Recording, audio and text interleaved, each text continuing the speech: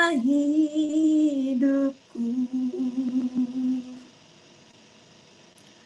Bagaikan kapal yang selalu diombang-ambingkan, mengharap kasih-Nya seolah-olah tiada mampu. Yesus, perhatikan kehidupan tiap orang yang sudah rusak, dibetulkan dengan penuh kasih sayang. Yesus, perhatikan tiap tetesan air mata. Dia mengenal hatimu yang penuh penyesalan dosa. Dan karena itu sangat masuk dalam hidup saya. Di tengah ombak dan arus pencobaan, hampir terhilang tujuan arah hidupku.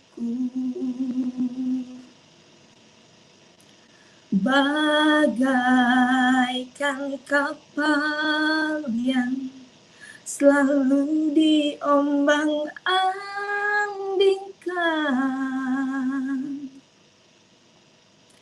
mengharap kasih-Nya seolah-olah tiada mampu. Yesus, perhatikan kehidupan tiap orang yang sudah rusak, dibetulkan dengan penuh kasih sayang. Yesus, perhatikan tiap tetesan air mata. Dia mengenal hatimu yang penuh penyesalan dosa. Terima kasih Tuhan. Seperti yang telah dinyanyikan lagu ini, begitulah kehidupan saya dulu. Amin, amin. Hampir terhilang, tapi Tuhan datang menyelamatkan hidup saya. Oleh karena kasih-Nya yang dinyatakan dalam hidup saya mengetahui bahwa saya berharga di mata Tuhan. Terima kasih Tuhan. Saya mengucap syukur kepada Tuhan telah memberikan kesempatan kepada saya, yang oleh kasih karunia-Nya telah menyelamatkan hidup saya. Terima kasih untuk Pak Bombong yang telah memberikan kesempatan. Amin, amin. Jadi karena channel ini telah memberikan ruangan untuk saya dapat bersaksi. Ya.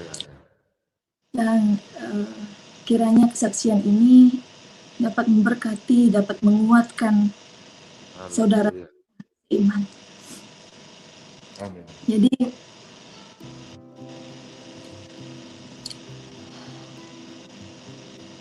saya jujur awalnya dulu saya pengen bersaksi dari tahun lalu, Tapi setelah saya mencari channel-channel, saya nggak nemuin nomor handphone untuk saya dapat menghubungi channel itu untuk saya dapat bersaksi.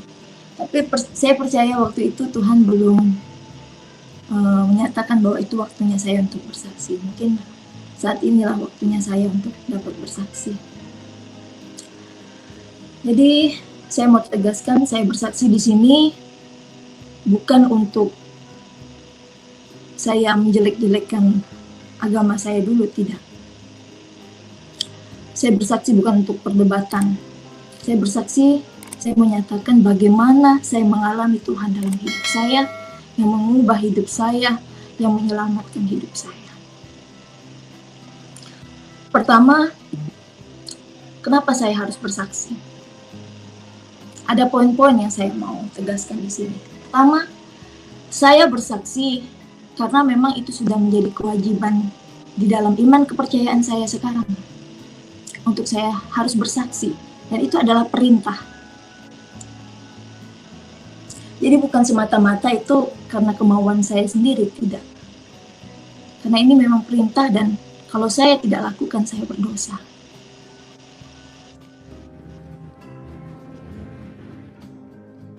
Jadi di dalam Matius 28 ayat 18 sampai dengan 20 berkata, Yesus berkata kepada mereka, "Kepadaku telah diberikan kuasa di surga dan di bumi. Maka dari itu jadikanlah semua bangsa muridku, dan baptislah mereka di dalam nama Bapa, Anak, dan Roh Kudus. Dan ajarlah mereka apa yang telah aku perintahkan kepadamu, dan ketahuilah aku menyertai engkau senantiasa sampai akhir zaman." Jujur sebenarnya, kalau ada yang bertanya, saya takut nggak sih untuk bersaksi? Jujur awalnya saya takut untuk bersaksi. Karena apa? Karena saya nggak pandai bicara. Saya nggak pandai untuk menyampaikan kata-kata. Saya takut untuk berbicara di hadapan publik, saya takut, jujur. Tapi seperti firman Tuhan yang tercatat di dalam Alkitab, di dalam Matius 28 ayat yang terakhir, di ayat 20 itu, Tuhan berkata, "Jangan takut, aku akan menyertai engkau sampai kesudahan akhir zaman."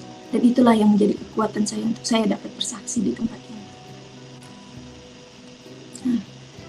Lalu yang kedua, saya boleh menjadi orang Kristen itu karena tuntunan dari Tuhan. Tuhan yang menuntun saya. Kalau dari diri saya sendiri rasanya nggak mungkin.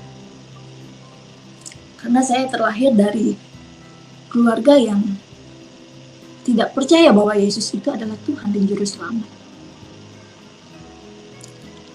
Jadi bulan 9 2019, pada saat itu saya hidup dalam keterpurukan. Ya, jadi kalau dalam keterpurukan saya pada saat itu rasanya saya pengen mati saja begitu. Saya datang kepada Tuhan saya pada saat itu. Saya berdoa. Saya bilang, "Tuhan, kenapa saya harus hidup seperti ini? Kalau saya hidup seperti ini, saya hidup berdosa. Saat ada orang yang menyakiti saya memang tidak membalas orang itu. Tetapi saya menghancurkan diri saya. Kalau saya menghancurkan diri saya berbuat dosa, tempat saya di neraka, saya nggak mau." Saya bilang sama Tuhan saya, "Kalau gitu untuk apa Engkau ciptakan saya?"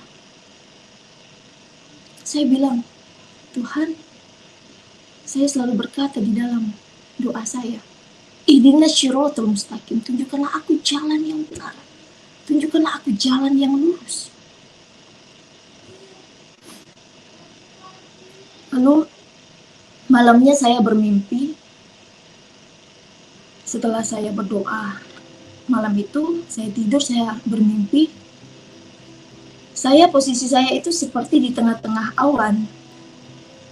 Saya merasakan itu seperti nyata sekali dalam hidup saya, dalam mimpi saya itu. Saya seperti merasakan itu benar-benar nyata. Saya seperti melayang di tengah-tengah awan, sekeliling saya semuanya putih. Atas, bawah, depan, belakang semuanya putih. Seperti benar-benar saya ada di dalam awan. Lalu di depan saya ada gumpalan awan bersama sinar yang terang dari jauh menghampiri saya. Lalu di belakang sinar itu ada suara yang berkata, "Jika engkau ingin selamat, percayalah engkau kepada siapa yang datang di hari akhir." Jadi dulu saya taunya yang datang di hari akhir adalah Isa Al-Masih. Lalu pas saya bangun, saya pikir, kenapa saya mimpi aneh seperti ini? Lalu keesokan harinya saya masih dalam keadaan yang terpuruk. Saya masih terus datang kepada Tuhan saya. Namun saya merasa tidak ada jawaban di dalam hati saya. Tidak ada ketenangan di dalam hati saya. Lalu saat saya ibadah lagi, saya berdoa. Seperti saya mendapatkan penglihatan dan itu aneh. Saya tidak pernah mendapatkan hal seperti itu. Saya seperti berada di dalam terang, lalu ada terang yang sangat terang sekali berkata, "Jika engkau ingin selamat, ikutlah aku." Dan saya melihat seperti wajah yang saya biasa lihat di kayu salibnya orang Kristen. Saya bilang, ini Isa Al-Masih, ini Yesus Kristus. Kenapa dia yang datang? Kenapa dia harus datang? Karena saya benci banget sama orang Kristen. Saya benci, saya nggak suka orang Kristen. Lalu setelah saya sadar, saya mengaitkan dengan penglihatan saya yang sebelumnya, mimpi saya yang sebelumnya. Saya bilang, kok ini semuanya menceritakan tentang keselamatan. Lalu setelah beberapa hari kemudian, ya saya masih tidak menghiraukan mimpi dan penglihatan itu. Namun setiap aktivitas saya, mimpi dan penglihatan itu selalu mengganggu pikiran saya. Wajah yang saya lihat dalam penglihatan itu selalu menghantui saya gitu, seperti dia ada di kornea mata saya gitu loh. Dan itu yang menarik saya gitu loh, untuk saya cari tahu, siapa sih dia ini gitu. Siapa sih Isa Al-Masih ini? Lalu saya teringat kepada doa saya, tunjukkanlah saya jalan yang lurus. Kenapa mimpi dan penglihatan saya ini menyatakan tentang jalan yang lurus itu, keselamatan itu. Lalu singkat cerita, saya memberanikan diri saya untuk membeli Alkitab. Pada saat itu saya nggak tahu harus beli Alkitab di mana. Saya browsing, searching di internet, lalu saya mendapatkan toko yang untuk saya dapat beli Alkitab. Nah, pertama-tama saya membeli Alkitab itu, saya pegang, saya bergetar gitu, karena apa? Karena wah, ini nggak benar nih saya nih kayak gini nih gitu. Tapi ada hati yang mendorong saya untuk saya harus membaca gitu. Lalu saya membaca, tapi nggak dari awal dulu gitu. Saya buka comot-comot. Lalu ada beberapa ayat yang saya temukan, seperti di dalam Yohanes 14 ayat 6. Akulah jalan dan kebenaran dan hidup. Tidak ada seorang pun yang datang kepada Bapa kalau tidak melalui aku. Saya belum mengerti pada saat itu siapa Bapa. Lalu saya mendapatkan lagi ayat yang berkata di dalam Yohanes 3 ayat 16. Karena begitu besar kasih Allah akan dunia ini, sehingga ia mengaruniakan anaknya yang tunggal, supaya setiap siapa yang percaya tidak binasa, melainkan beroleh hidup yang kekal. Lalu saya berpikir dengan ayat ini, saya percaya kepadanya beroleh hidup yang kekal. Lalu saya penasaran lagi, saya baca lagi, saya mendapatkan di dalam 1 Petrus 2 ayat 24. Ia sendiri telah memikul dosa kita di dalam tubuhnya di kayu salib, supaya kita yang telah hidup oleh dosa kebenaran, oleh bilur-bilurnya kamu telah sembuh. Lalu saya semakin penasaran. Saya baca lagi di dalam Kisah Para Rasul 4 ayat 12. Dan keselamatan tidak ada di dalam siapapun selain di dalam Dia. Sebab di bawah kolong langit ini tidak ada nama yang diberikan kepada manusia yang olehnya kita dapat diselamatkan. Hanya di dalam Yesus.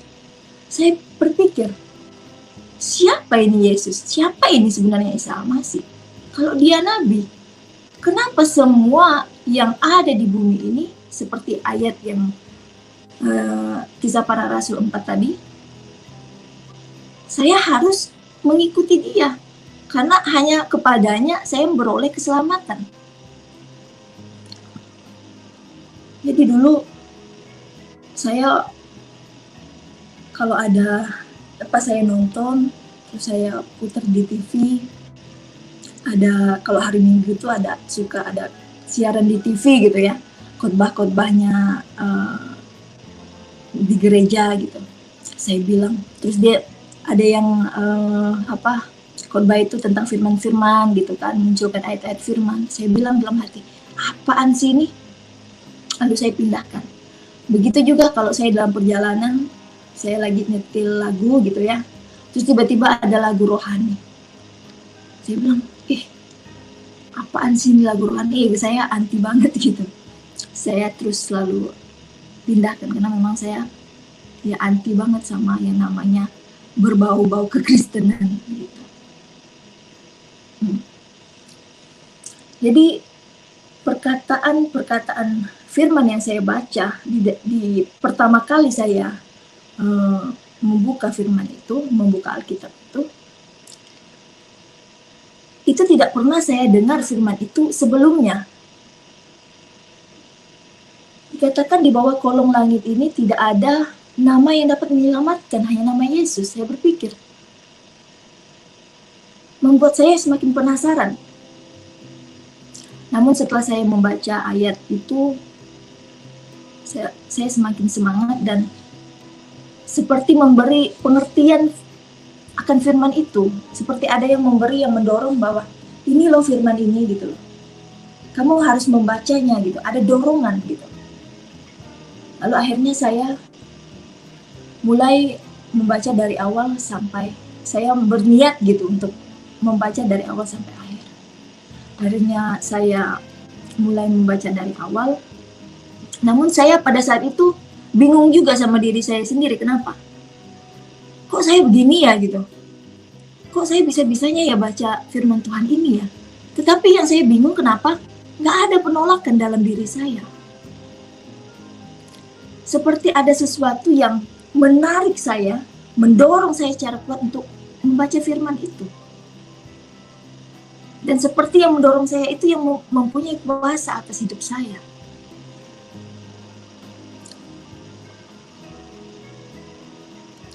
Jadi saya mulai memberanikan diri untuk pergi ke gereja pada saat itu. Karena saya penasaran, saya semakin penasaran sama kekristenan. Saat pertama kali saya ke gereja, saya menemukan orang-orang yang memberi shalom kepada saya. Pada saat itu saya nggak ngerti apa itu shalom. Lalu saya melihat wajah-wajah orang itu penuh dengan kedamaian. Gitu. Lalu mereka menyuruh saya mengambil roti dan anggur, dan saya ambil. Saya nggak tahu roti dan anggur itu untuk apa dan melambangkan apa, saya nggak tahu. Lalu saya masuk ke dalam. Saya masih nggak tahu apa yang harus saya perbuat pada saat itu. Saya memperhatikan di sekeliling saya. Orang pada saat itu datang, saya melihat orang itu langsung begini, saya tahu mungkin mereka berdoa. Saya melihat mereka, memperhatikan mereka satu persatu. Lalu mulailah ibadah itu, mulai menyanyikan pujian, nyanyi-nyanyi pujian gitu. Nah, saat pertama kali saya mendengar lagu rohani di situ, seperti ada kuasa yang menjamah hati saya. Saya nggak tahu kata-kata itu menusuk hati saya gitu. Dan saya nggak bisa nahan air mata saya. Air mata itu mengalir dia pipi saya. Saya bilang, kenapa ini gitu? Saya merasakan seperti Tuhan itu ada bersama-sama saya. Padahal pada saat itu hidup saya dalam kacau. Saya harus memutuskan hal yang sangat berat dalam hidup saya. Tapi kok saat saya ada di situ, saya bersama orang-orang di situ, orang-orang itu saya mendengar memuji memuliakan nama Tuhan. Saya merasakan Tuhan itu dekat. Tuhan itu seperti berkata begini, tenang gitu. Ada aku gitu. Seperti ada yang menopang masalah dalam hidup saya. Sehingga saya merasakan beban itu diangkat gitu. Masalah yang saya hadapi itu seperti terangkat gitu. Seperti ada yang mengambilnya dari saya. Dan hati saya dipenuhi dengan kegembiraan yang tak pernah saya dapatkan selama ini.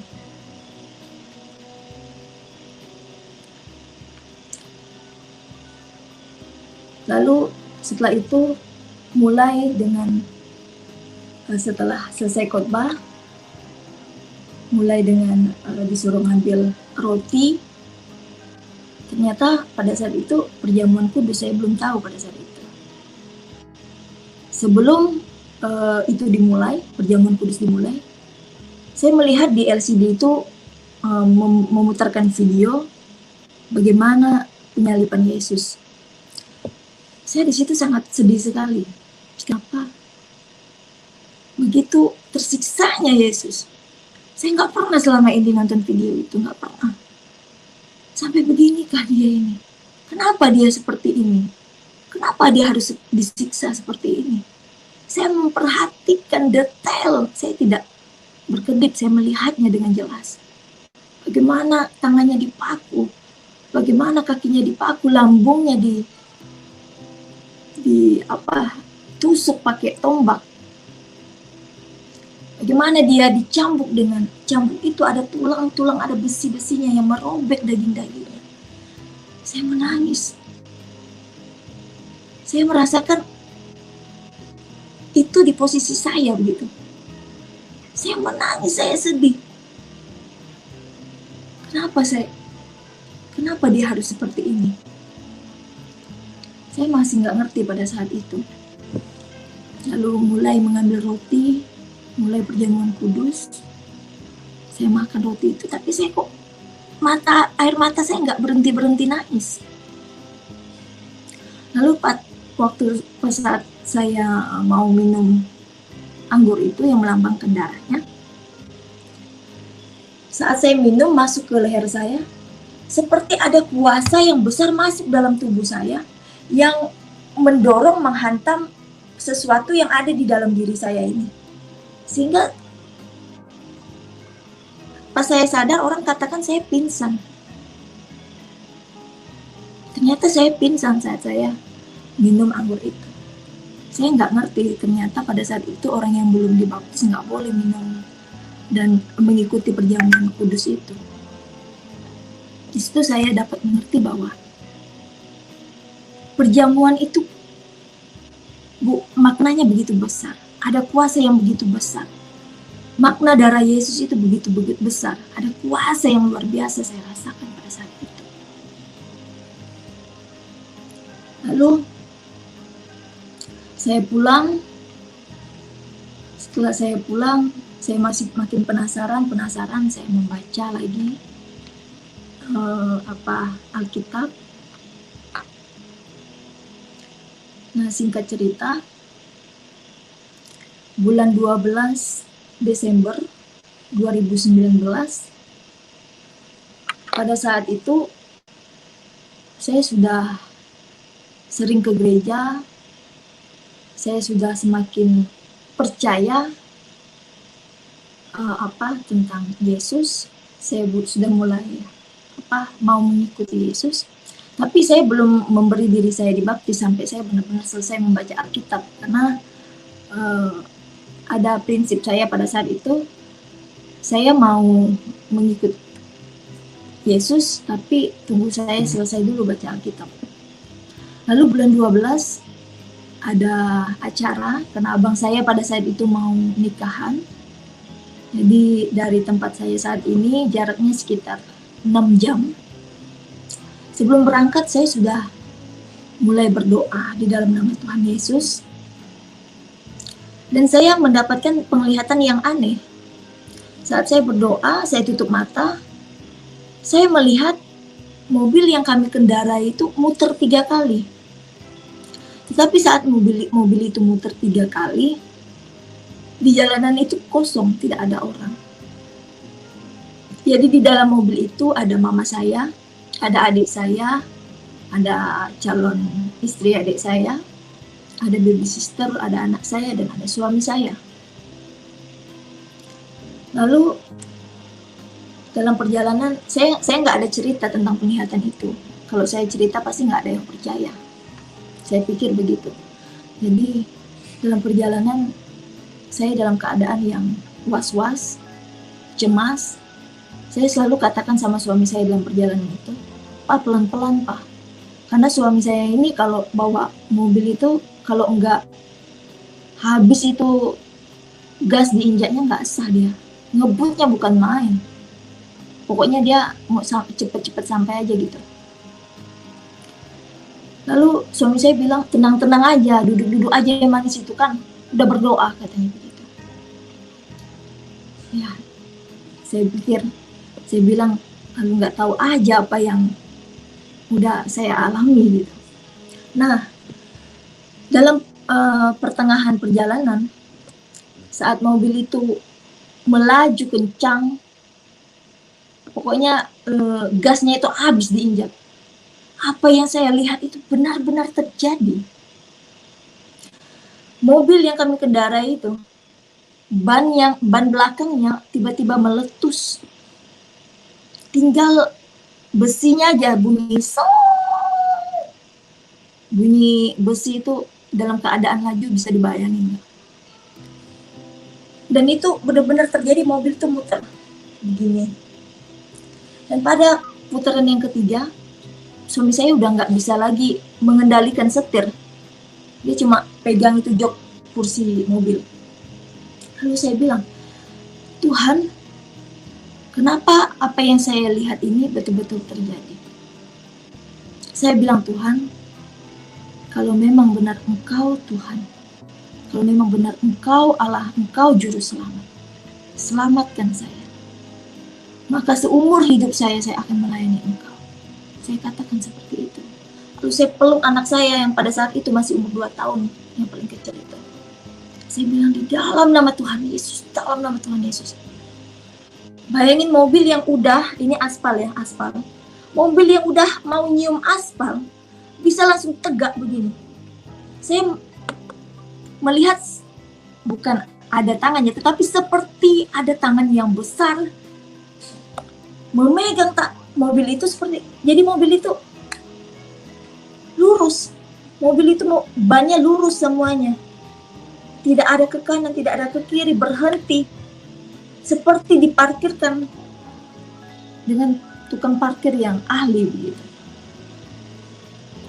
Lalu sampai kami keluar dari mobil, semuanya pada bergetar semua kakinya. Lalu orang-orang datang, warga-warga situ datang. Namun setelah mobil itu berhenti, mobil baru lewat, ponton-ponton semua baru lewat. Saya tidak bisa membayangkan kalau pada saat itu ponton lewat, kami semua pasti mati. Kalau kemarin ada kecelakaan artis suami istri itu masih ada yang selamat. Kalau kemarin bukan pekerjaan Tuhan, kami semua mati. Tidak akan ada yang selamat. Lalu mereka bilang, warga-warga di situ mendatangi kami dan berkata, "Wah, hebat ini, yang nyetirnya hebat Bapak ini," katanya. Suami saya bilang, "Bukan saya, ini adalah Tuhan." Dan saya juga berkata dalam hati saya, ini pekerjaan Tuhan. Karena memang setir itu tidak dapat dikendalikan lagi. Nggak ada kok yang megang setir. Suami saya megang gini, cek mobil, kursi mobil. Jadi itu saya merasakan mujizat Tuhan luar biasa dalam hidup saya. Tidak pernah saya mengalami hal seperti itu. Mujizat Tuhan nyata-nyata di dalam hidup saya. Saya melihat begitu besar kasih Allah akan hidup saya. Saya tidak bisa bayangkan kalau pada saat itu saya tidak diselamatkan Tuhan, pasti tempat saya kekal di neraka. Karena pada saat itu saya belum dibaptis. Lalu akhirnya singkat cerita, saya berani menyatakan bahwa saya mau dibaptis. Terus sampainya kami pulang lagi, saya bilang saya mau dibaptis. Lalu pada saat itu gereja belum, bulan 12 itu belum ada baptisan karena memang sudah lewat. Jadi ada jadwal baptisan itu bulan Januari 2020. Nah, tepat di 26 Januari 2020 jam 9:58 saya dibaptis.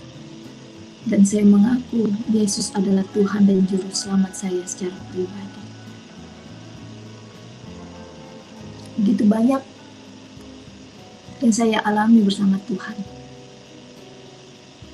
Setelah saya dibaptis, saya merasakan sesuatu terangkat dalam diri saya.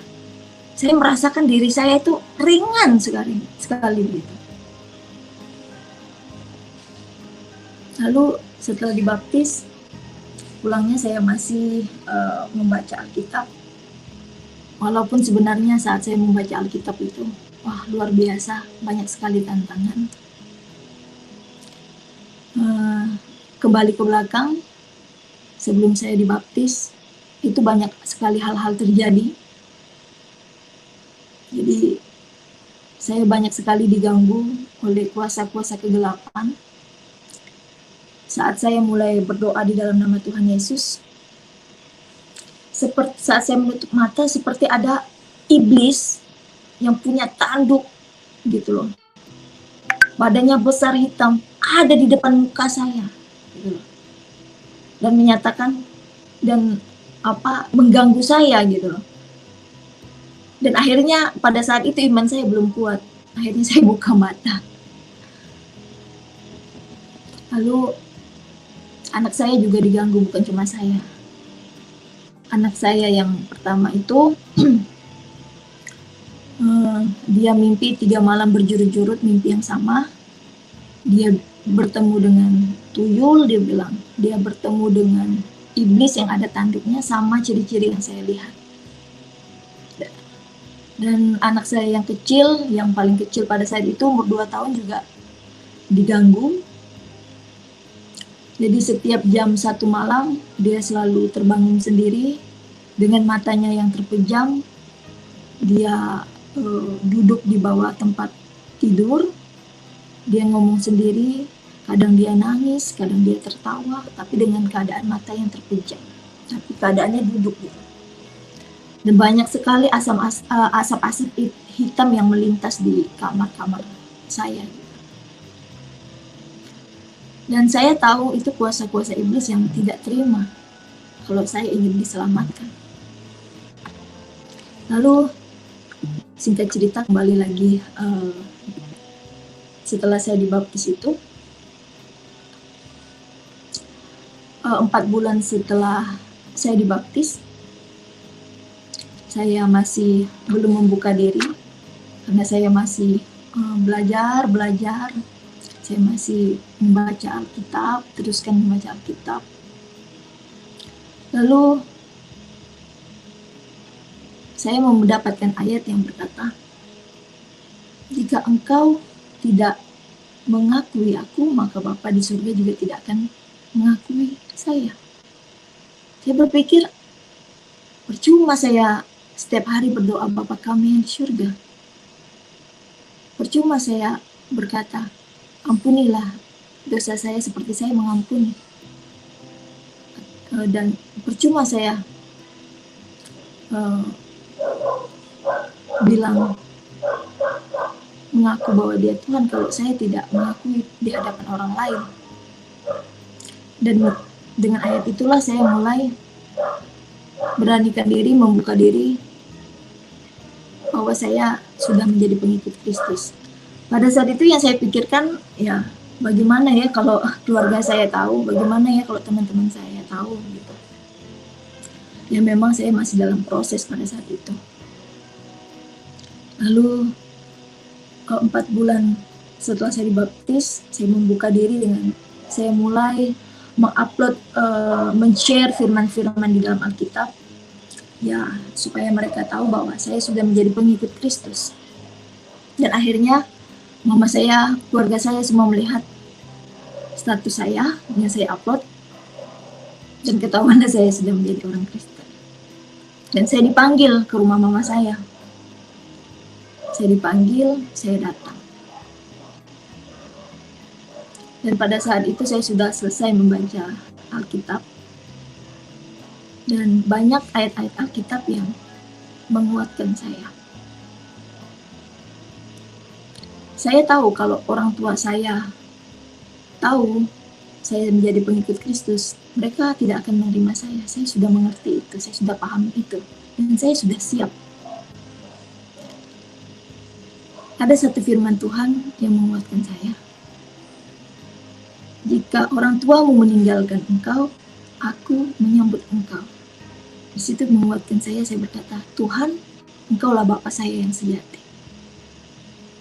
Sampainya saya di rumah orang tua saya, wah, pecah. Mama saya ngamuk. Pokoknya barang-barang habis dilempar, hampir kena muka saya. Asbak dilempar, pokoknya barang-barang dilempar sama dia.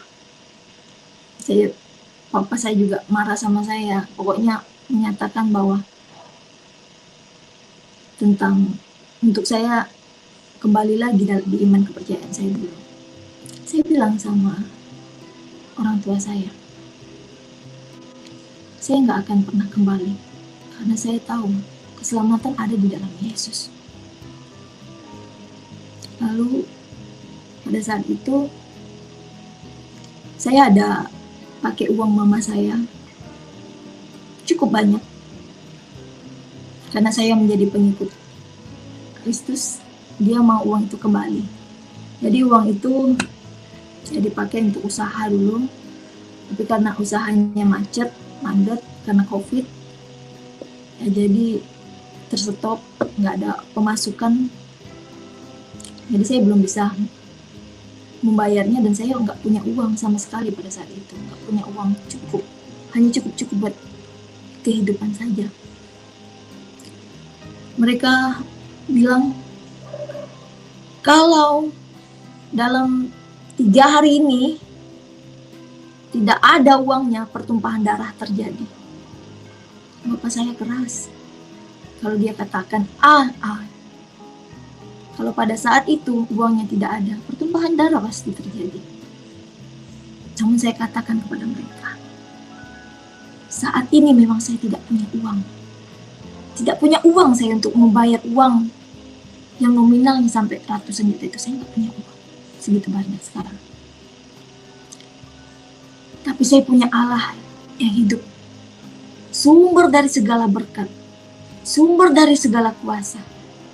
Dia tidak akan pernah mempermalukan anak-anaknya yang berharap kepadanya. Saya katakan, saya tetap percaya Tuhan akan sediakan. Sebelum waktunya Tuhan akan sediakan. Lalu saya pulang. Waktu ketemu orang tua saya nggak ada nangis. Pada saat itu saya sudah dikatakan bahwa saya bukan anaknya lagi. Kau bukan anakku lagi, gitu.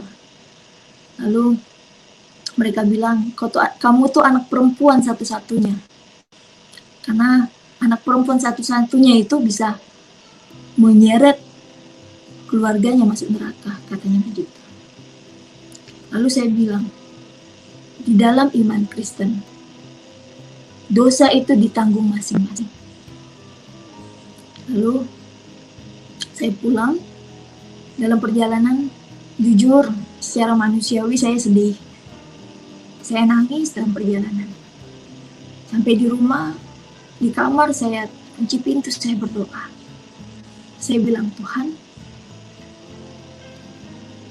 ada banyak hal yang mau saya bicarakan sama Tuhan. Dari saya mengucap syukur karena sekarang rasanya saya sudah lega karena orang tua saya sudah tahu. Selama ini sebelum saya mengasih tahu kepada mereka bahwa saya sudah menjadi pengikut Kristus, ada beban di dalam diri saya. Tetapi setelah mereka tahu, saya bersyukur Tuhan, saya bilang. Mereka sudah tahu. Jadi saya tidak perlu sembunyi-sembunyi lagi. Lalu saya bilang, Tuhan, Engkau melihat apa yang terjadi. Saya harus menyiapkan uang 3 hari. Tapi saya nggak punya uang itu. Kami tidak punya uang itu. Tapi saya percaya Tuhan, Engkau akan sediakan itu. Apa yang terjadi? 1 hari setelah kejadian itu, besoknya Tuhan memberikan dana itu. Dan rasanya nggak mungkin gitu loh. Pekerjaan yang kami punya itu waktu itu ya memang stop. Tapi kok bisa ada orang yang mengambil memberi pekerjaan sehingga kami boleh mendapatkan dana itu. Saya percaya itu semua pekerjaan Tuhan. Tidak ada sesuatu yang terjadi begitu saja, semuanya itu karena tuntunan Tuhan. Lalu singkat cerita, saya memberikan uang itu, namun hari-harinya mereka masih suka telepon saya, suruh saya kembali ke agama saya yang dulu. Saya bilang di Indonesia ini kan ada hukum, itu hak saya untuk memilih iman yang saya percayai, saya bilang gitu. Karena inilah iman yang saya percayai untuk hidup saya, membawa saya dalam keselamatan. Lalu pada saat itu kami sempat berdebat. Bapak saya marah. Lalu dia bilang, dia punya kelompok-kelompok yang saya nggak perlu sebutkan. Dia bilang dia akan ke rumah saya, pertumpahan darah akan terjadi, katanya begitu. Jujur saya takut, saya khawatir. Tetapi saya serahkan kekhawatiran, ketakutan saya itu kepada Tuhan. Saya berdoa. Saya berdoa sama Tuhan, orang tua saya mau menyerang saya begini-begini. Tapi saya tidak takut. Saya minta kuasa kudus, kuasa Allah menyertai saya. Tenangkan hatinya. Saya berdoa sama Tuhan. Akhirnya tidak ada yang terjadi. Padahal saya tahu orang tua saya itu keras, bapak saya itu keras. Jadi kalau dia mau bilang bawa pedang terus pertumpahan darah terjadi, itu pasti terjadi kalau dulu seperti itu. Tetapi karena maksud saya pertumpahan terjadi bukan berarti bapak saya dulu suka melakukan pertumpahan darah, tidak. Maksudnya dulu dalam kehidupan kami, kalau dia katakan dipukul gitu loh, kalau dimarahin gitu, kalau dikatakan tidak gitu loh. Nah, jadi rasanya kalau bukan itu pekerjaan Tuhan, sudah pasti pertumpahan darah terjadi. Tapi saya melihat di situ kuasa Allah begitu besar, dia mengalahkan kuasa-kuasa iblis yang ingin menghancurkan hidup saya dan keluarga saya. Lalu singkat cerita, pada saat itu saya masih kerja, saya masih ketemu agent-agent di luar, klien-klien saya kerja, dan bertemu juga teman-teman saya. Jadi waktu saya dibaptis itu saya merasakan memang ada pembaharuan dalam hidup saya. Kenapa? Saat saya bertemu teman-teman saya masih hidup dalam kehidupan yang lama, yang juga dulu waktu kehidupan lama saya lakukan gitu. Ya, perlakuan yang kalau istilah dalam kekristenan itu merusak bait Allah. Saya bilang, saya memperhatikan mereka. Saya mengingat perilaku saya dulu. Beginilah saya dulu. Sungguh berdosanya saya. Lalu saya mengingat itu, saya jijik sendiri begitu. Aduh Tuhan, ampunkan saya. Saya bilang begitu. Saya juga berdoa bagi teman saya. Dan Tuhan dapat memberikan terang bagi hidup mereka. Jadi saat saya merasakan kehidupan di dalam Tuhan, itu mengubah hidup saya drastis. Yang dulunya saya orangnya suka emosian, susah memaafkan. Maksudnya gini, dulu kalau ada yang menyakiti hati saya memang selalu katakan saya sudah mengampuni dia, saya sudah memaafkan dia. Tetapi dalam perilaku saya sebenarnya tidak. Kenapa? Karena saya blokir nomornya, saya nggak mau ketemu dia. Nanti kalau ada acara misalnya gitu ya, terus ketemu teman saya itu, saya menghindar. Saya nggak mau ketemu. Itu artinya apa? Saya nggak memaafkan dia secara ikhlas gitu loh. Nah, saya juga mudah marah, saya juga egois. Tetapi setelah saya hidup di dalam Tuhan, di dalam iman kepercayaan saya sekarang, firman-Nya yang saya baca itu mengubah hidup saya. Kenapa? Karena saat saya marah, saya ingat gitu, nih firman Tuhan mengatakan nggak boleh marah. Firman Tuhan berkatakan kamu harus mengampuni gitu. Jadi banyak hal yang saya rasakan itu mengubah hidup saya. Lalu singkat cerita, setelah beberapa bulan dibaptis itu, saya memberi diri saya untuk melayani Tuhan dengan saya masuk sekolah teologi. Di sekolah teologi itu saya benar-benar merasakan banyak sekali ilmu-ilmu yang saya dapatkan, ilmu-ilmu untuk memperdalam Alkitab gitu. Dan saya merasakan di situ saya bertemu orang-orang yang seiman. Ya, dari pengalaman-pengalaman hidup mereka saya juga semakin dikuatkan. Saya juga bertemu dosen-dosen yang sudah lebih dulu memperdalami Alkitab, dan ilmu itu saya dapatkan dari mereka dan itu sangat memberkati saya. Saya mengerti bahwa apa tujuan Tuhan itu datang. Ya, mengapa Tuhan itu harus disalibkan? Ya, di situ saya mengerti bahwa Tuhan itu datang ke dunia untuk menebus dosa saya. Dia disalibkan untuk menebus dosa saya. Gitu. Lalu, apakah hidup di dalam Tuhan itu akan selalu mudah? Enggak. Namun Tuhan berjanji, walaupun hidup saya itu penuh dengan pencobaan, Tuhan berjanji akan selalu menyertai saya. Itu yang saya rasakan. Pada saat itu, ini benar-benar sesuatu yang bagaimana ya, terpuruk juga gitu loh. Kenapa? Karena 1 tahun yang lalu, lagi marak-maraknya COVID, pertama suami saya itu kena COVID, positif COVID. Lalu setelah itu 3 hari setelah suami saya COVID, habis itu saya kena COVID juga. Di saat COVID, dokter bilang ya harus sedikit-sedikit olahraga gitu ya. Jadi saya pagi, sore olahraga main bulu tangkis. Lalu 3 hari setelah saya dinyatakan positif COVID, tiba-tiba saat bangun pagi saya merasakan perut saya sakit sekali. Ya, saya pernah melahirkan, ya. Tapi pada saat itu saya merasakan sakitnya lebih sakit daripada saya melahirkan. Saya nggak tahu pada saat itu apa yang terjadi di dalam perut saya. Saya nangis, waktu saya melahirkan aja saya nggak nangis. Tapi pada saat itu saya nangis sakit-sakitnya, saya teriak, Tuhan tolong saya.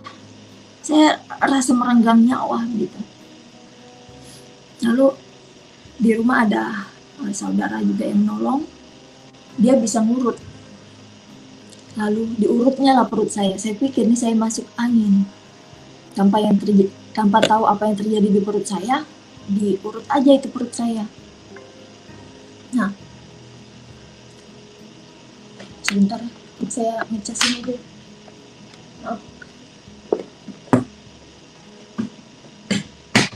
Ya, dicas dulu nggak apa-apa.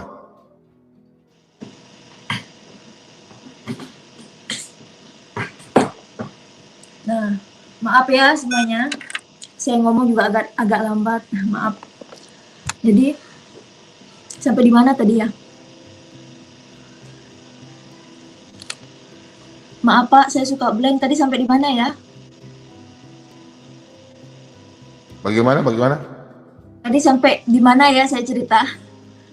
Saya lupa lagi. Saya lagi kerja ini jadi. Gak apa-apa, lanjut aja. Pelan-pelan aja. Pokoknya kesaksian, lanjut aja gak apa-apa. Ya. Lalu tentang Tadi sakit tadi. ibu bilang punya perut sakit tadi. Iya, tentang sakit. Lalu tahu apa yang terjadi di perut saya itu, yang di rumah yang nolong saya itu kan bisa ngurut. Lalu diurut perut saya. Kalau bahasa di tempat kami ini namanya diangkil. Kalau tempat Bapak apa namanya tuh? Diangkil gitu, hari-hari. Diangkat gitu. Nah, saya merasakan agak enak perut saya. Saya pada saat itu berdoa, Tuhan tolong saya bilang gitu. Lalu agak enakan, saya pikir ini betul lah nih masuk angin gitu kan.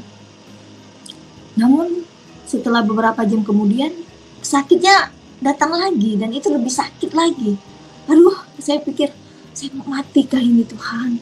Saya bilang, saya memang nggak takut mati. Kalau dulu saya takut mati. Kalau sekarang saya memang tidak takut mati. Tapi haruskah secepat ini Tuhan? Nah, saya masih mau melayani Tuhan gitu. Lalu saya pikir wah ini nggak bisa dibiarin. Ini saya harus ke rumah sakit. Akhirnya saya pergi ke rumah sakit.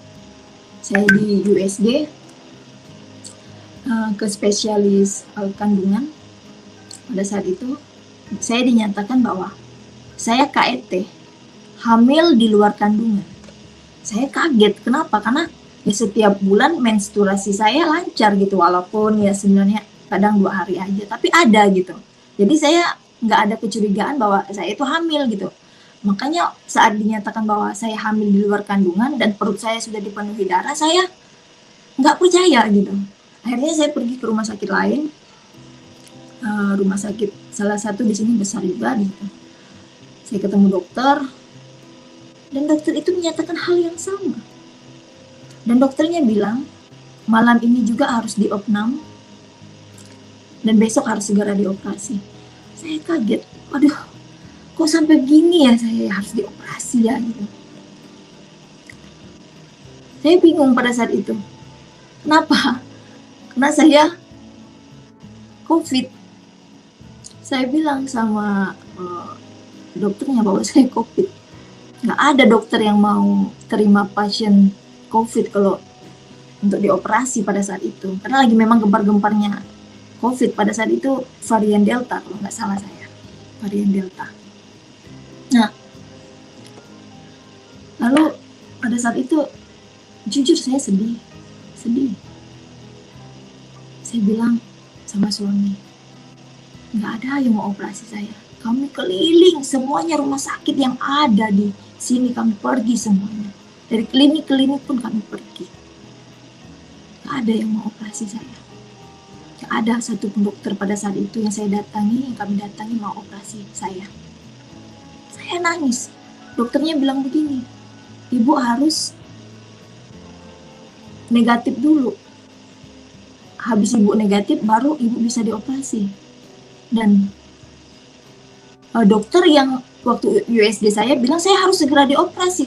Kalau saya tidak segera dioperasi itu bisa bahaya, saya bisa mati. Lalu saya pikir bagaimana saya mau nunggu negatif, kan saya baru 3 hari, sedangkan pada saat itu untuk mendapatkan hasil yang negatif umumnya itu membutuhkan waktu 14 hari. Di perjalanan saya sudah mulai lemas sekali. Saya merasakan napas saya itu tinggal, istilahnya kalau HP itu tinggal 1 balok. Nah, kebetulan pada saat itu ada teman saya yang kerja di rumah sakit. Saya WA juga sama mereka untuk supaya ada mencari dokter lah gitu. Namun mereka katakan tidak ada juga dokter yang mau operasi saya. Kami keliling tanpa tahu mau kemana, sambil menunggu bagaimana apakah ada dokter yang mau operasi gitu, sambil nunggu juga dari teman-teman saya. Saya nangis pada saat itu. Tapi di dalam perjalanan saya baringkan jok mobil, saya terbaring, nafas saya susah sekali karena juga posisi saya COVID, dan ternyata memang pendarahan kuat di dalam perut saya. Lalu saya pada saat itu memuji memuliakan nama Tuhan saja, memuji memuliakan nama Tuhan. Lalu saya berdoa, Tuhan, saya tidak takut mati Tuhan, karena kalau saya mati, saya tahu Engkau menyambut saya. Engkau telah menyediakan tempat bagi saya di surga. Lalu sampai setelah saya berdoa, masuk telepon. Saya pada saat itu berdoa, saya bilang, Tuhan, kalau Engkau memang masih berikan saya kesempatan untuk hidup, untuk melayani Engkau, tolong jamah 1 dokter yang mau operasi saya. Lalu setelah saya selesai berdoa, ada telepon masuk yang teman saya yang tadinya bilang nggak ada dokter yang mau operasi saya, tiba-tiba katakan ada 1, Kak, puji Tuhan, ada 1 dokter yang mau operasi Kakak. Saya nangis pada saat itu, saya bilang, terima kasih Tuhan. Saya tahu Tuhan buka jalan buat saya. Lalu sampainya di rumah sakit, pada saat itu saya lemas sekali. Saya dibawa ke ruangan UGD, saya diperiksa, saya diinfus kanan kiri, saya dioksigen. Mata saya sudah kunang-kunang. Saya melihat muka orang di depan saya udah 2 semua mukanya. Lalu saya berdoa. Saya bilang, Tuhan, jangan biarkan sakit penyakit ini menyiksa tubuh saya. Karena saya tahu Tuhan, tubuh saya telah Engkau tanggung di kayu salib. Segala kutuk, segala sakit penyakit telah Engkau tanggung. Saya bilang, kalau saya diberikan kesempatan, jangan biarkan saya merasakan sakit ini. Lalu setelah saya berdoa, saya merasakan betul-betul mujizat itu terjadi, gitu loh.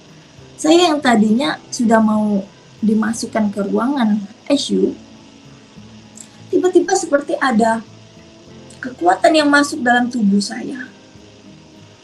Lalu saya merasakan tidak ada merasakan apa-apa, saya merasa seperti sehat kembali gitu.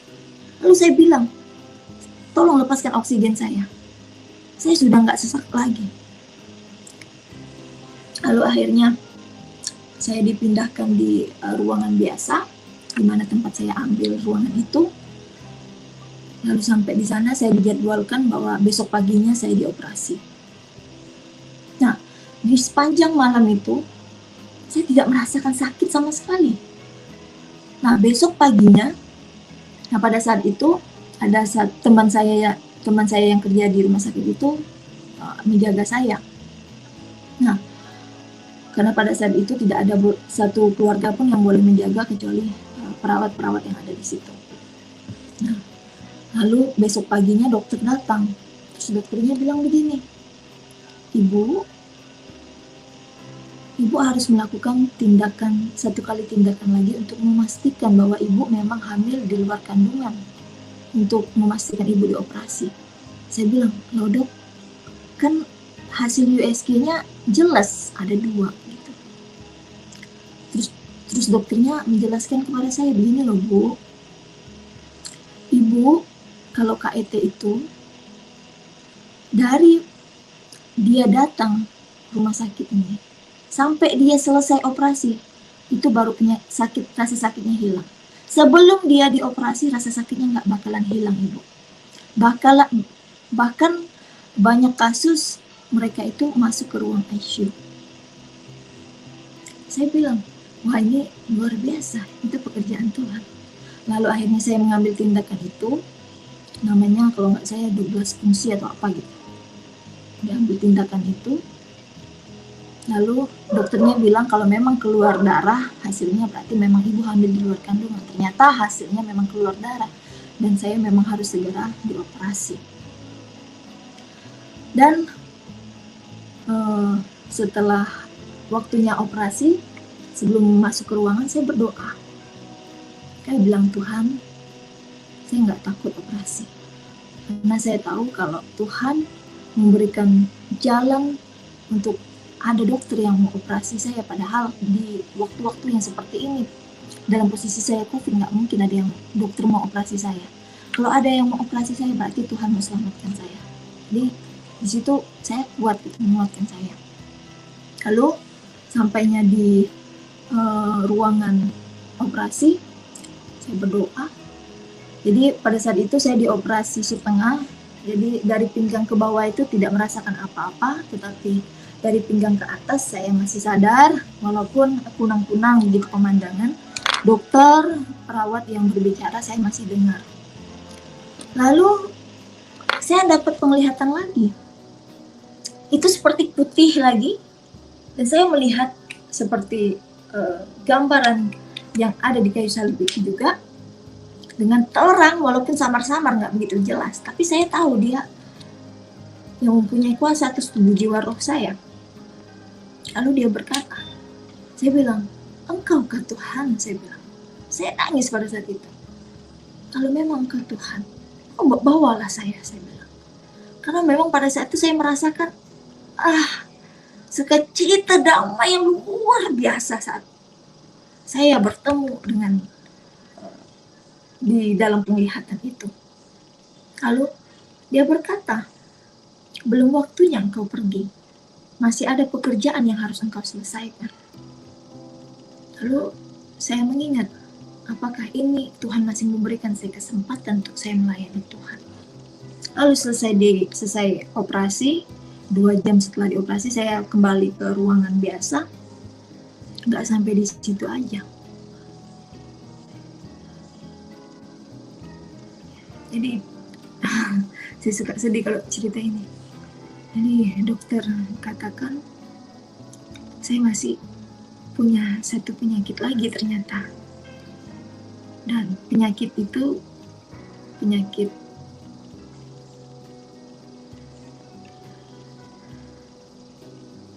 nggak ada obatnya.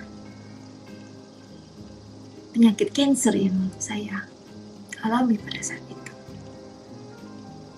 Dan dokter tidak bisa memastikan kapan umur saya. Jujur pada saat itu secara manusia saya sedih. Saya nangis. Namun setelah saya ingat lagi tentang penglihatan di ruang operasi itu, saya tahu Tuhan masih berikan saya kesempatan, dan itu menguatkan saya. Akhirnya singkat cerita pulang ke rumah, saya masih dalam keadaan COVID, jadi saya harus isolasi mandiri di kamar sendiri. Intimidasi iblis itu datang. Ya, ada ingatan yang secara medis itu membuat saya sebentar lagi mati gitu. Secara manusia ada rasa takut itu juga, dan itu kadang datang gitu loh, dan membuat saya sedih, nangis terus, dan saya mengingat dosa-dosa saya yang dulu. Padahal dosa-dosa itu telah saya ungkapkan, sudah saya akui di hadapan Tuhan. Lalu akhirnya saya nggak tahu saya udah ngomong sama Tuhan, tapi saya perlu ada orang yang bisa menguatkan saya. Akhirnya saya chat ibu rohani saya, ibu gembala, dan pada saat itu salah satu ibu rohani saya itu adalah dosen di STT juga. saya ceritakan, dan mereka menguatkan saya. Ada firman yang diberikan, yaitu dia telah memikul dosa saya di kayu salib. Ya, jadi dengan bilu-bilunya saya telah sembuh. Dan ada firman juga yang mengatakan, jika engkau mengakui dosamu, maka Ia adalah setia dan adil. Ia akan mengampuni dosamu dan menyucikan engkau dari segala kejahatan. Dan itu menguatkan saya. Jadi dikatakan bahwa intimidasi iblis itu memang harus diusir. Kalau nggak diusir, dia bakalan ganggu saya terus. Akhirnya setelah saya sharing sama ibu rohani saya itu, saya seperti semangat lagi gitu. Nah, saya rajin membaca Alkitab lagi. Dan saya baca di dalam ratapan pada saat itu bahwa Tuhan itu ada di pihak saya gitu. Jadi saya nggak perlu takut. Lalu singkat cerita, setelah saya sembuh, saya mulai semangat lagi melayani Tuhan. Saya semangat kuliah. Lalu pada saat itu setelah itu saya selesai membaca Alkitab, saya berdoa, Tuhan, Engkau telah menyelamatkan saya. Saya mau katakan, saya nggak akan mati, saya akan hidup. Saya akan memberitakan pekerjaan-pekerjaan Tuhan yang besar. Lalu saya menyatakan, saya sehat, saya sembuh, saya kuat. Saya nyatakan terus seperti itu, saya mau melayani Tuhan. Jadi itu menjadi doktrin buat saya untuk saya semangat gitu. Nah, saya bilang sama Tuhan pada saat itu, saya berdoa, Tuhan, saya mau taat akan panggilan Tuhan, saya mau peka akan suara Tuhan. Pada saat itu saya berdoa, saat saya mau sebelum tidur saya berdoa, doa syafaat juga. Lalu tiba-tiba waktu saya berdoa, saya diberi penglihatan muka teman saya yang selama ini ya saya udah jarang ketemu gitu. Dan saya tahu teman saya itu agamanya sama dengan agama saya dulu. Nah, saya bilang, terus timbul di dalam hati saya seperti ini, jenguk dia gitu, besok jenguk dia. Lalu karena tadinya saya sudah berdoa, saya mau taat sama suara Tuhan, saya mau taat akan panggilan Tuhan, saya beranikan diri. Saya bilang, kalau memang ini kehendak Tuhan, saya akan pergi gitu. Walaupun sebenarnya saya belum tahu bagaimana cara menyampaikan kebenaran itu gitu. Tapi saya beranikan diri, saya berdoa. Besoknya saya pergi ke rumah teman saya itu, saya janjian dulu. Dan kagetnya saya, sampai di rumahnya ternyata dia sakit. Pada saat itu dia kena gagal ginjal dan harus segera dioperasi. Karena pada saat itu rumah sakit penuh semua karena memang dalam keadaan COVID parah pada saat itu. Jadi dia nunggu antrian untuk dioperasi. Nah, saya melihat dia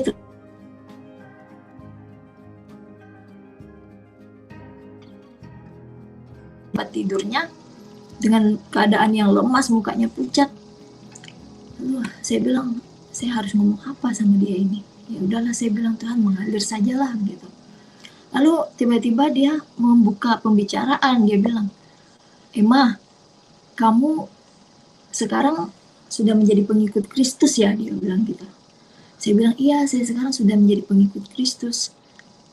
Terus dia tanya sama saya, bagaimana sih kamu bisa menjadi pengikut Kristus?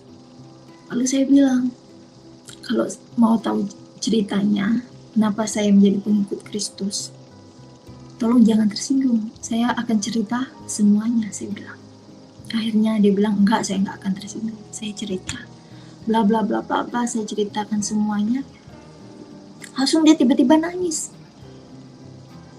Lalu dia bilang,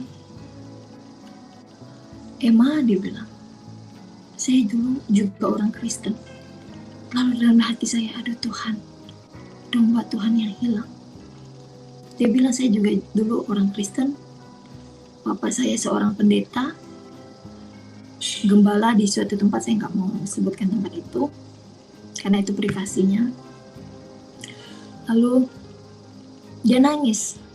Saya bilang, kenapa? Kok bisa kamu menjadi meninggalkan iman kepercayaanmu dulu? Dia bilang, ya karena saya menikah sama suami saya. Ya katanya begitu, jadi saya ikut suami saya. Lalu saya bilang, saya tanya, setelah kamu meninggalkan iman kepercayaanmu dulu, apa yang kamu rasakan? Saya bilang, apakah kamu merasa ada sukacita, ada damai? Kamu merasakan apakah pilihanmu sekarang, kamu merasakan Tuhan itu ada? Lalu dia bilang, jujur, saya berat kepada agama saya yang dulu. Saya ingin kembali, tapi saya sudah terlanjur, dia bilang begitu. Saya sudah terlanjur, anak saya juga sudah besar-besar, katanya gitu. Daripada kuliah anaknya. Lalu saya bilang, lalu tiba-tiba seperti ada yang berbicara di dalam hati saya, kalau dia mau kembali kepada Tuhan, dia akan sembuh, dia nggak perlu operasi. Lalu saya beranikan diri, benar nggak sih ini? Saya omongin nggak gitu? Lalu saya beranikan diri untuk ngomong. Lalu dia nangis, dia bilang, saya ngomong sama dia, keluargamu, suamimu, anakmu tidak bisa menyelamatkanmu, karena yang bisa menyelamatkan hidupmu hanya engkau sendiri dengan imanmu, saya bilang gitu. Kembalilah ke dalam iman kepercayaanmu kalau kamu merasa bahwa itu adalah Tuhan, yang kamu merasakan benar Tuhan ada di situ. Iya, saya mau, dia bilang gitu. Tapi ini bukan paksaan saya. Enggak, ini bukan paksaanmu. Saya merasa kamu datang di sini seperti malaikat yang datang menghampiri saya. Selama ini saudara-saudara saya datang, sepertinya saya tidak merespon apa-apa. Tapi kali ini saya nggak tahu kenapa, sepertinya ada pergerakan di dalam hati saya. Dia berkata seperti itu. Akhirnya saya tuntun dia kembali. Kami berdoa sama-sama. Dan anehnya waktu kami berdoa itu, kami kan di dalam kamar, pintunya dikunci. Jadi di atas meja hiasnya itu tiba-tiba barang-barangnya jatuh ke bawah. Nah, jadi aneh gitu, karena memang nggak ada angin, nggak ada apa, kok tiba-tiba barang itu bisa jatuh, seperti ada tangan yang menyapunya gitu. Lalu dia katakan, sebenarnya suaminya itu dukun. Nah, semenjak itu saya bersyukur kalau dia telah kembali di dalam iman kepercayaannya dulu. Sejak cerita saya pulang, saya komunikasi terus sama dia, dan puji nama Tuhan, sampai saat ini sudah 1 tahun lebih kejadian itu, dia sekarang sehat. Yang tadinya dia harus antri untuk melakukan operasi, sampai sekarang dia tidak ada operasi. Gitu. Nah, jadi di situ saya melihat kuasa Tuhan yang luar biasa sekali, yang membuat saya semangat untuk melayani Tuhan. Lalu satu lagi saya mau cerita. Pada saat itu ada acara di rumah saya, karena abang saya itu baru baru mendapatkan putri pertamanya, jadi acaranya di rumah mama saya. Jadi saya bawa mama saya untuk belanja. Pada saat itu papa saya lagi sakit, lagi diare dan asam lambungnya kambuh. Saya bilang, ayolah bawa ke rumah sakit, tapi dia nggak mau. Dia bilang, saya lagi minum obat herbal gitu. Mukanya udah pucat sekali gitu, udah lemas, tinggal terbaring aja gitu. Lalu saya bawa mama saya pergi, sampai selesai saya pulang lagi ke rumah. Nah, saya melihat papa saya itu semakin parah. Lalu ada yang timbul di hati saya, doakan bapakmu gitu. Doakan dia, doakan bapakmu. Saya bilang, ini kok di dalam hati saya ada berbicara seperti ini. Lalu saya bilang, nggak mungkin saya doakan bapak saya gitu. karena nggak mungkin dia mau saya doain. Akhirnya saya pulang, saya masih kompromi dengan yang saya rasakan di hati saya pada saat itu. Sampai ke rumah, besoknya saya datang lagi, makin parah itu orang tua, makin parah kondisinya. Akhirnya saya bilang sama adik saya, bawalah orang tua bapak itu ke rumah sakit, karena saya masih mau menemani mama saya untuk pergi belanja gitu. Nah, lalu sampai selesai saya menemani mama saya belanja sampai ke rumah, semakin parah itu papa saya. Dia bilang, udahlah Pak, ke rumah sakit lah. Saya bilang, iyalah. Adik saya bilang, bentar lagi bawa ke rumah sakit. Nah, lalu pas saya mau pulang, udah pakai sendal, seperti dorongan hati itu timbul lagi gitu. Doakan bapakmu gitu. Lalu ya udahlah, saya beranikan diri, saya masuk lagi ke dalam. Saya bilang, Pak, mau nggak saya doakan? Dia bilang, tapi saya doakan dengan iman saya gitu. Lalu dia bilang, mau katanya gitu. Akhirnya saya doakan, saya nggak doa panjang lebar, saya cuma bilang, dalam nama Tuhan Yesus, Bapak saya sembuh. Lalu saya pulang, dan saya dapat telepon dari adik saya, ternyata Bapak saya udah sembuh, udah sehat gitu loh. Dan setelah saya kembali lagi ke rumah mama saya, benar-benar dia sehat gitu loh. Nggak ada kelemahan-kelemahan tuh nggak ada, yang seharusnya kalau kondisi seperti itu dia harus ke rumah sakit. Dan disitulah saya melihat pekerjaan Tuhan luar biasa. Dan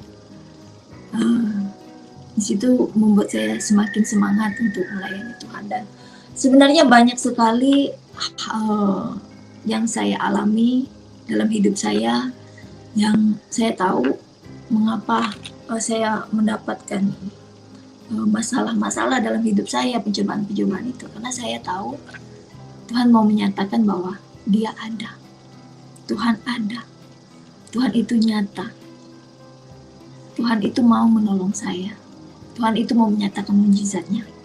Nah, dan mungkin itu saja yang dapat saya saksikan untuk semuanya.